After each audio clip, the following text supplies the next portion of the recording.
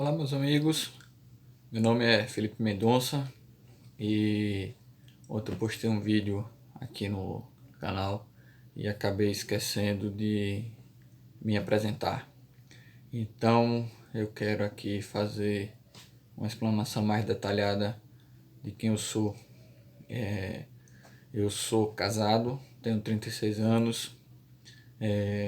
Como eu falei, ocupei algumas funções em campanha política. Fui coordenador da campanha de um jovem candidato que foi uma revelação aqui no meu estado de Sergipe, Milton Andrade, e eu tive a oportunidade de ser um dos coordenadores.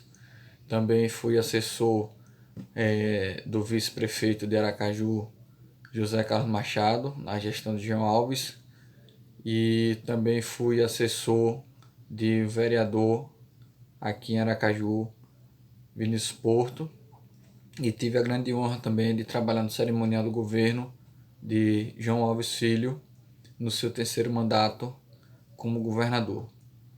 Então, eu de formação eu sou publicitário e sempre estive ligado ao trabalho político. Quem sabe um dia eu possa vir a ser candidato, mas hoje não é o meu objetivo. Então aqui quero compartilhar com vocês vídeos sobre o cotidiano, vídeos que eu possa expor o meu pensamento, minha visão política sobre o meu estado, Sergipe, minha cidade Aracaju e sobre o Brasil. Eu penso que a política é um meio de transformação fundamental para que a gente consiga obter uma melhoria para a nossa sociedade. Dito isso, eu quero fazer uma análise dessa situação toda. Eu comecei falando ontem sobre a saída do Sérgio Moro e hoje eu quero trazer um ponto do Brasil e um ponto do meu estado. Vamos começar pela situação do Brasil. Eu fiquei muito surpreso, muito surpreso. Acredito que muitas pessoas também que votaram no presidente Bolsonaro também acabaram ficando surpresos, que é com a possibilidade de uma aliança com o Centrão. Eu fui de movimento de rua e tem pouco tempo que nós fizemos uma manifestação justamente contra o Centrão. E me causa espécie eu ver o presidente que foi eleito para mudança hoje querer compartilhar o governo com Roberto Jefferson, Ciro Nogueira, Kassab e, pior ainda, Valdemar da Costa Neto. É inadmissível, inadmissível essas pessoas permearem, essas pessoas fazerem parte do governo, principalmente do governo Bolsonaro. Então é algo que nós não podemos aceitar. Infelizmente o presidente mais uma vez ele rompe o compromisso com o Brasil. Lógico que muitos eleitores estarão ao seu lado, mas a grande maioria da sociedade brasileira, a sociedade que quer mudança, que quer um país decente, não aceita diálogo com o Centrão, a velha política voltando ao poder. Então isso é inadmissível e não podemos aceitar que o Centrão ocupe cargos no governo Bolsonaro. Essa era uma possibilidade para não ser nem cogitada. Então, pessoal, fica aqui essa análise, porque é uma coisa que chama muita atenção, causa estranheza. Hoje você vê a possibilidade de pessoas corruptas permearem o governo de Jair Messias Bolsonaro. Então, assim, ele poderia ter muito sucesso, ter um extremo sucesso, um extremo êxito, se ele compusesse seu governo com as pessoas que foram eleitas, que foram para ruas, são pessoas capacitadas, pessoas que têm nomes para indicar que seriam seu alicerce, a sua base muito mais fortalecida, e não o centrão, que é mais do mesmo. Ele também poderia deixar os seus ministros trabalharem e não ficar preso a uma vaidade. Bolsonaro tem a sua grandeza, Bolsonaro tem os seus méritos, suas vitórias. Ele não precisava ter medo de sombra de ministro nenhum, porque o governo é dele.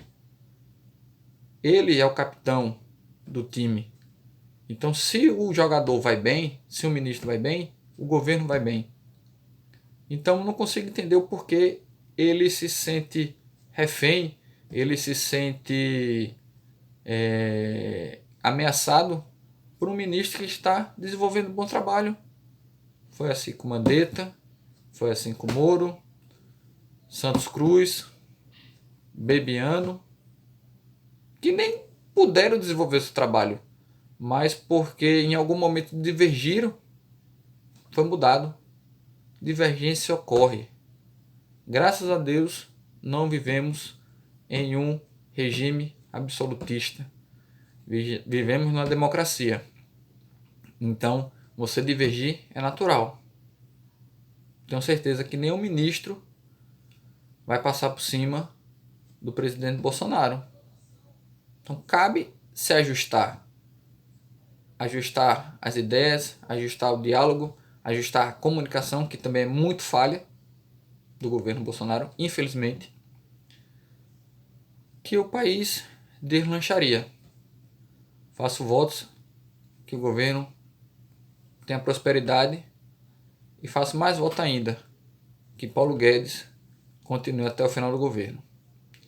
Essa é a minha análise sobre o Brasil. Só fazendo um pequeno resumo, Centrão, não podemos aceitar negociação com o Centrão. É inadmissível o diálogo do governo Bolsonaro com Ciro Nogueira, Roberto Jefferson, Kassab e principalmente Valdemar da Costa Neto. Não podemos. Existe a possibilidade também de conversa com o MDB. Também não é um bom caminho. Mas vamos para frente. Quero falar um pouco aqui do meu estado, Sergipe.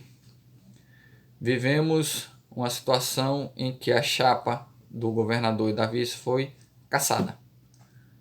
E estão com recurso, mas o que mais me espanta é a apatia da oposição. Na verdade, não temos oposição. Desde Marcelo Deda até hoje Belivaldo, passando por Jackson Barreto, esse grupo domina Prefeitura Municipal de Aracaju e Governo do Estado sem oposição. Como eu disse, eu fui coordenador de campanha de Milton Andrade. E eu sempre defendi o nome de Milton como o novo líder da oposição em Sergipe.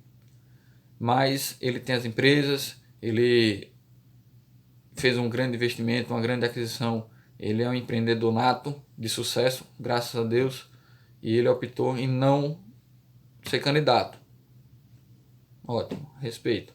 Mas eu acredito que ele pode ter uma participação muito maior do que ele tem hoje.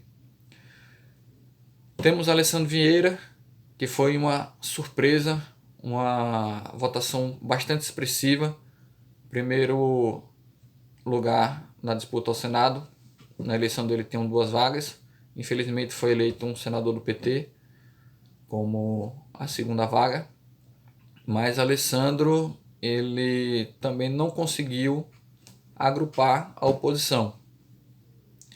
Houve um problema com a questão da indicação da candidata a prefeita, delegada Daniele Garcia, nome preparadíssimo, mas também defendo que, uma vez Milton não tenha aceitado ser candidato por motivos pessoais extremamente compreensíveis, nós temos o nome da vereadora Emília Corrêa, que obteve uma votação também fantástica e infelizmente não foi eleita deputada federal por conta da nossa injusta justiça eleitoral e seus cálculos.